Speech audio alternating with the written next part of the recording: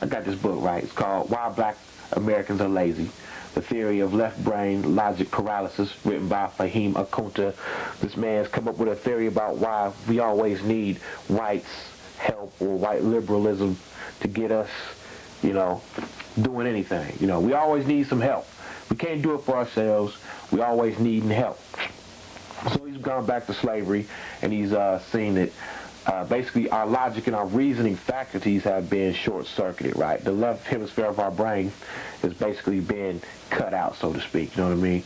See, scientists have concluded and deduced that the races are different in their mental makeup slightly, okay? Most people of color, it has been said, they use predominantly the right hemisphere of their brain. The right hemisphere of the brain regulates emotion, arts, spirituality, abstract, emotional thought, creativity, creative principles.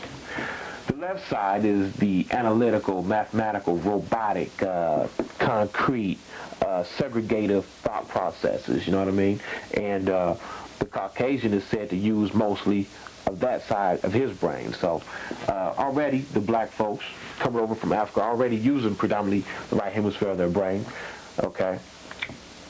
So when they get over here, they've been terrorized to such a degree. I mean, there's some things that y'all know about slavery, things that they used to do to scare the new slaves into submission. Like, I read one story where they would actually tie black women to a tree, cut open their stomach, and pull the womb or pull the baby out of the womb, an unborn baby, and they would like kick the baby around and crush its head in front of the new slaves and stuff. Things like this actually happened, you know what I'm saying?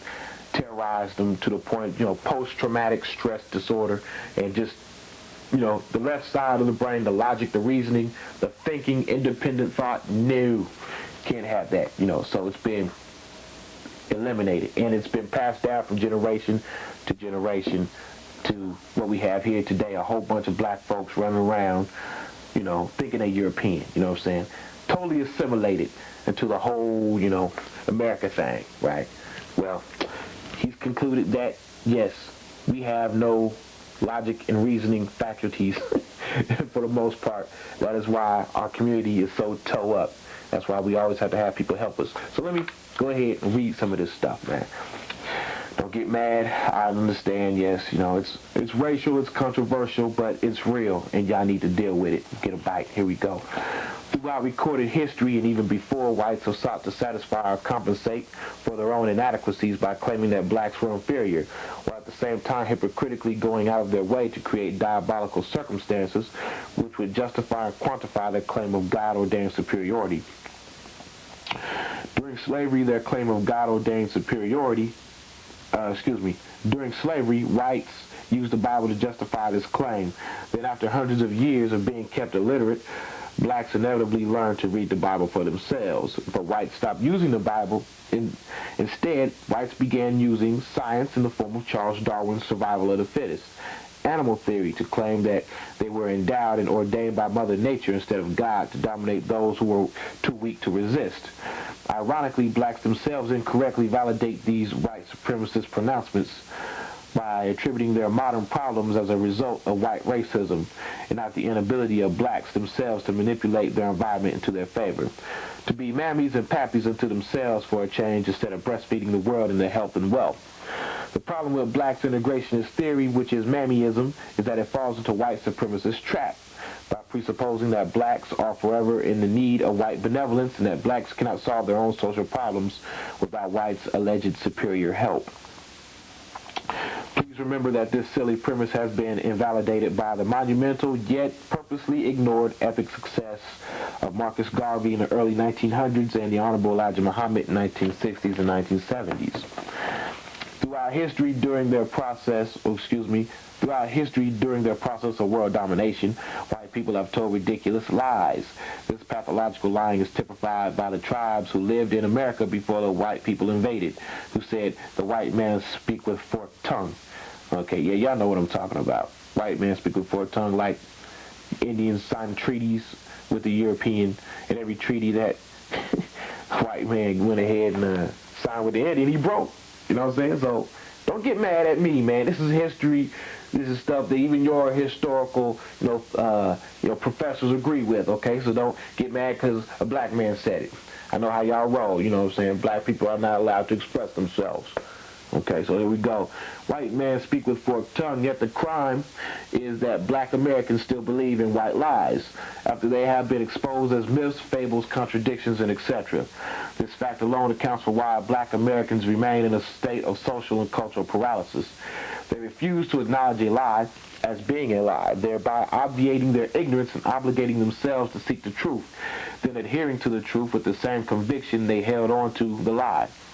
Black people have been lied to for so long since slavery, it seems as though they have become addicted to anything emotional, sensational, or bombastic, which contradicts logic itself. For example, I have found that it is difficult to talk to and explain to black people about what went on during slavery 100 years ago.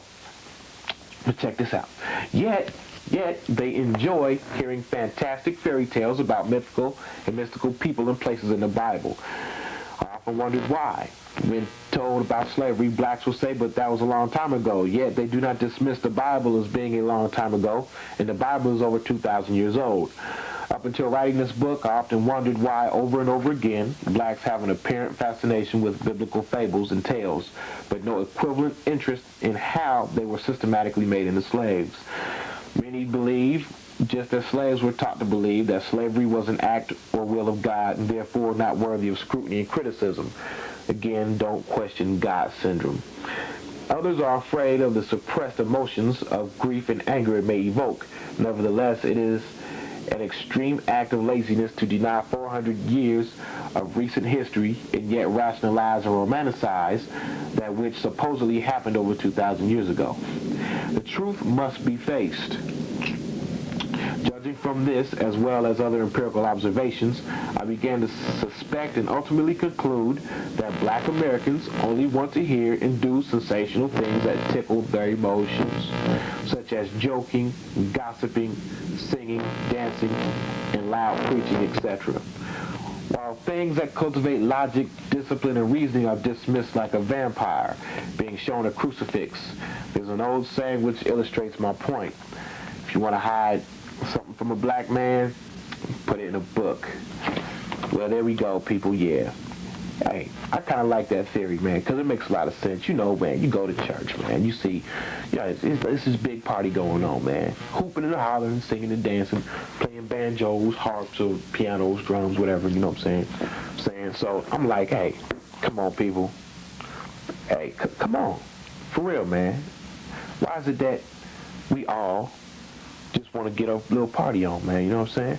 Well, he's concluded that due to the fact that the church was the only thing that the black man was allowed to excel in, because, of course, the Bible was used to justify slavery and to keep the slaves in check.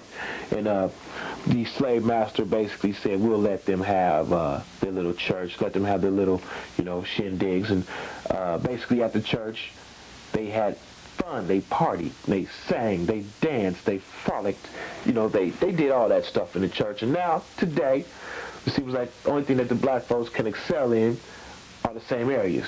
Singing, dancing, entertainment. Okay? I wonder what would have happened if we were allowed to excel in other things, other endeavors. You know what I mean? Yeah.